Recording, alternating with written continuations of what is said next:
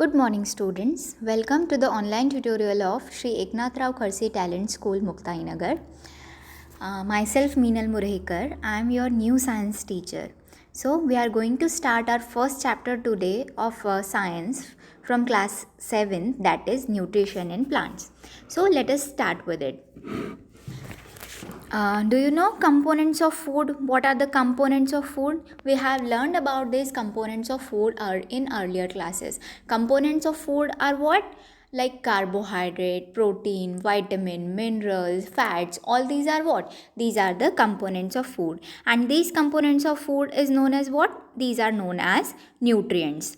Now, what our body used to do? Our body used to uptake this components of food, these nutrients in our body, and utilizes that to produce energy. So the process or the mode of taking food by an organism and the utilization of that food in the form of energy by our body is known as what? It is known as nutrition. So here we have two modes of nutrition. What are that? One is autotrophic nutrition and another is heterotrophic nutrition. The organisms which perform autotrophic nutrition are known as what? Autotrophs, and the organisms which perform heterotrophic nutrition are called heterotrophs. What is autotroph now? By name we conclude that auto means self and trophs means nourishments. So the organisms which make their food by their own are known as autotrophs, and animals and other organisms that are dependent for their food on other organisms are known as what? Heterotrophs. Is this clear to you all? Now, plants produces food they are autotrophs, so they produces their food by a process called photosynthesis. Now we will see what a photosynthesis is. Photosynthesis takes place in which part of plant? Photosynthesis takes place in leaves. Leaf is known as what? Food factory of plant, or you may say it is a kitchen of plant. Water and minerals, from where the water and minerals are get absorbed? Water and minerals are present in soil, and these are absorbed and transported to the leaves through roots. Now, carbon dioxide is essential for photosynthesis. So, carbon dioxide is absorbed from where? Carbon dioxide is taken from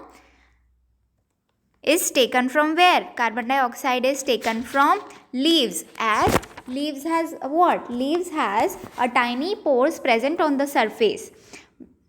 That pores are surrounded by guard cell. Such pores that are surrounded by guard cell are known as what? Stomata. So these stomata are responsible for the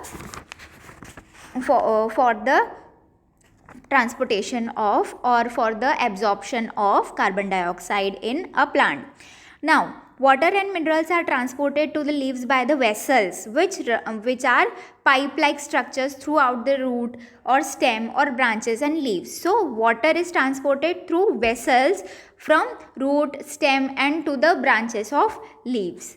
So, now we will go on photosynthesis. So, we have taken all the ingredients what we are needed. We are needed with sunlight. Leaves have absorbed, right? How leaves absorb that sunlight? Leaves absorb that sunlight through a green pigment which is present in the leaves, that is called chlorophyll. It helps leaves to capture the energy of sunlight. This energy is used to synthesize food from carbon dioxide, water, and since the synthesis of food occurs in the presence of sunlight, it is called what? Photosynthesis. That is, photo means light and synthesis means to combine all the ingredients what are needed for photosynthesis. So carbon dioxide and water are necessary to carry out the process of photosynthesis. It is a unique process on the earth. The solar energy is captured by the leaves, stored in the plant in the form of food. Thus, the sun is the ultimate source of energy for all living organisms. In the absence of photosynthesis, there would not be any food. The survival of almost all organisms, directly or indirectly, depends upon the food made by the plants. Right? Now we have seen. Have you seen building? Buildings are made up of what? Bricks. Similarly, the body of a living organism is made up of tiny units called cells. We have seen this in task 6 also. So, cells can be seen under microscope only, right? So, the cell is enclosed by a thin outer boundary. That outer boundary is known as what? Cell membrane. Most of the cells have distinct centrally located spherical structure. All the cells have a spherical structure centrally located. That spherical structure is known as what? Nucleus. And the nucleus is surrounded by a jelly-like substance that is called a cytoplasm. Right?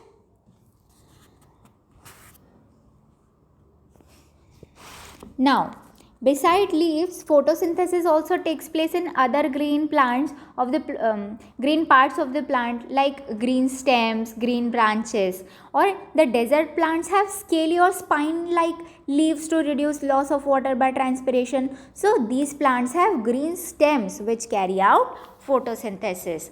Now, what is the process? What happens in photosynthesis? During photosynthesis, chlorophyll containing cells of leaves in the presence of sunlight use carbon dioxide and water to synthesize carbohydrate. The process can be represented in an equation. Look at this. Carbon dioxide plus water in the presence of sunlight and chlorophyll produces what? Carbohydrate and oxygen. Right? See, this is a picture of stoma. Inside here it is an opening of stomata, and this stomata cell is surrounded by two guard cell. This stoma is present where? It is present in leaves. Now, during the process of photosynthesis, oxygen is released. What we are using here? We are using carbon dioxide and oxygen is released. Starch is also a carbohydrate. So, the food that is made by the plant is known as what? Starch. Right? Starch is the food made by plants. Now, you have seen some leaves which are not in green color, right? So they also perform photosynthesis. They also have chlorophyll present in them. But why they look in different color? Because the amount of red, brown, and other pigment mask the green color. That's why we cannot see that leaves in green color. But photosynthesis takes place in these leaves too. Okay. Now, we have seen slimy green patches in ponds or stagnant water bodies, right? So, these are generally what? These are formed by the growth of organism called algae. So, these are green in color, so they also contain chlorophyll which gives them green color. Algae can also prepare their own food by the process of photosynthesis. Okay. Now, not only plants not only synthesizes carbohydrate, but they also synthesize other components also. So we are going to see that now. So carbohydrate is made up of what? Carbohydrate is made up of carbon, hydrogen, and oxygen. So these are used to synthesize other components of food such as proteins and fats. But proteins are what? Proteins are nitrogenous substances, and these nitrogenous substances contain what? These contain nitrogen, and we have seen that nitrogen is present abundantly present in atmosphere, but plant does not absorb that nitrogen from the atmosphere. What it absorbs? It absorbs only carbon dioxide. So soil also have nitrogen present in soil. So soil has certain bacteria that convert gaseous nitrogen into a usable form and release it into the soil. These are absorbed by the plants along with water. So that absorbed means soil has certain bacteria that convert the atmospheric gaseous nitrogen into a usable form and release it into the soil. Now this usable nitrogen is absorbed by a plant through their roots, and it is transported through along with water to the plant. So in this way, nitrogen is also used as a food for plants. Now, we have seen modes of nutrition, autotrophic nutrition we have seen. Now, we are going to see heterotrophic mode. What is a heterotrophic mode? In heterotrophic mode, what happens in heterotrophic mode? Plants prepare their food and thus called autotrophs, but humans and animals depends on plant for food. So these organisms are known as what? Heterotrophs, and the mode of nutrition is known as heterotrophic nutrition. So the plant on which some plants are have you seen some plants climb on other plant to get minerals and energy and all the thing nutrition to get. So you have seen a yellow wiry branch structure twining around the stem and branches of a tree. This is a plant called Cuscuta, or you may say amarbale. It is what it does? It does not have any chlorophyll. It takes ready-made food from the plant on which it is climbing. So the plant on which it is climbing, it is known as the host. And since it deprives the host for valuable nutrient, Cuscuta is called the parasite. This type of nutrition is known as what? Parasite, as one plant is totally dependent on another plant, right? On the host plant. Likewise, another mode of nutrition, another mode of heterotrophic nutrition is what? Another is, you have seen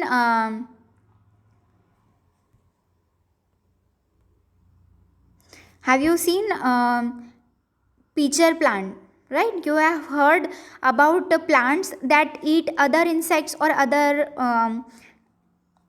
plants that can eat animals also. There are some plants that can depends on insects for their food. So there are few plants which can trap insect and digest them. Is it not amazing? Such plants may be green or of some other colors. Like see this picture, that this is a pitcher plant. Okay, it has a lid, right? So how it absorbs its nutrition? The pitcher like or a jug like structure is modified part of a leaf. The apex of the leaf form a lid which can open and close the mouth of the pitcher. Inside the pitcher plant, inside the pitcher there are hairs which are directed downwards. When an insect lands in the pitcher, the lid closes and the trapped insect get entangled into the hair. The lid closes and the insect is trapped. The insect is digested by the digestive juices secreted in the pitcher, and its nutrition are absorbed. Such insect eating plants are called what? Such insect eating plants are called insectivorous plant. Another type of mode of nutrition is what? Saprotrophs. Now we'll see about saprotrophs. You have seen a fluffy umbrella-like patches growing in a moist soil or on the rotting wood during the heavy rain. Have you seen this? Yes. So that is called what? That is called a fungi, right? That is called a fungi. Have you seen that that fungi is also present on the bread also? So a cotton like thread like thread like structure is present on the piece of the bread. This organism is called fungi. They have a different mode of nutrition. What they do? They absorb the nutrients from the bread. So bread is what? A bread is dead and decaying material. The moist soil and rotting wood, these are what? These are dead and decay material. So the mode of nutrition in which organisms take their nutrition from dead and decaying matter is called what? It is called saprotrophic nutrition, and such organisms which with saprotrophic mode of nutrition are called saprotrophs. Now, fungi is also grow on pickles, leather, clothes and other articles that are left in hot and humid weather for long time. So during the rainy season, that they spoil many things. Fungi spoil many things during rainy season. Now, another type of nutrition we will see, that is symbiosis, right? Some organisms live together and share both shelter and nutrients. First, we will see what symbiosis means. Symbiosis means mutual dependence, right? So, here now we have seen that only one organism is dependent on the other. Only one organism is giving something to the other organism. But here in symbiotic nutrition, what is happening? Both are mutually helping each other for the survival. So some organisms live together and share both shelter and nutrient. This relation is called what? It is called symbiosis. For example, certain fungi live inside the roots of plant. The plant provide nutrients to the fungus, and in return the fungus provide water and certain nutrients. So the organism, like a lichen is an organism. It is what? It is a chlorophyll containing it has what? It is made up of what? It is a combination of an algae and a fungus. Here algae, we have seen algae contains chlorophyll. So algae prepares food for the fungus, and fungus provide shelter and water and mineral to the algae in return. So the algae prepares and provide food to the fungus. In this way they both lives together. So is this clear to you all? Right. Now we have seen that we grow plants in soil. So plants absorb many nutrients from soil. So these nutrients all these nutrients get absorbed by the plant. So one day the time will come when the soil does not contain any nutrient. So we need to replenish that. That nutrients in the soil. So how nutrients are replenished in the soil? Now this is what we are going to see.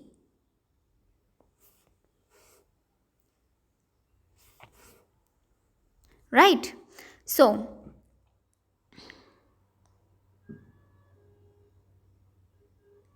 here what we use, we have seen that farmer uses what? Farmer uses fertilizers and manures that contain nutrients such as nitrogen, potassium, phosphorus, etc. These nutrients need to be added from time to time to enrich the soil. We can grow plants and keep them healthy if we can fulfill the nutrient requirement of the plant. So usually crop plant absorb a lot of nitrogen and the soil become deficient in nitrogen. You learned that through nitrogen gas is available in plenty in air, plants cannot use it in the manner they can use carbon dioxide. They need nitrogen in a soluble form. So a bacteria is present, bacteria called rhizobium is present that take atmospheric nitrogen and convert it into a usable form. But rhizobium cannot make its own food, so it often lives in the root of grams, peas, moongs, beans and other legumes and provide them with nitrogen. In return, the plant provide the food and shelter to the bacteria. They thus have a symbiotic relationship. This association is of great significance for the farmers. They can reduce the use of nitrogenous fertilizers where leguminous plants are grown. So, most of the pulses are obtained from leguminous plant. So, in this chapter what we have learned? In this chapter